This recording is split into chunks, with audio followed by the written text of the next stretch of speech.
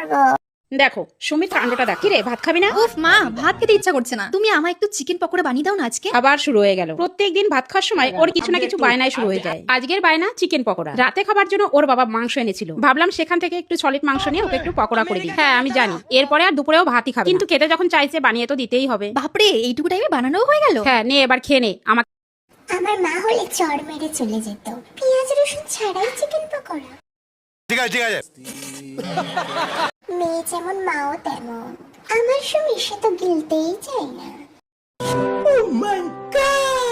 সবকিছুতে একটু বেশি হলুদ দিলে টেস্ট আসে কি?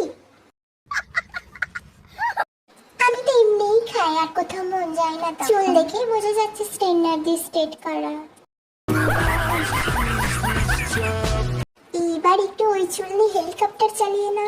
আবার শুরু হয়ে গেল দাঁত কেলিয়ে বলা রচনা।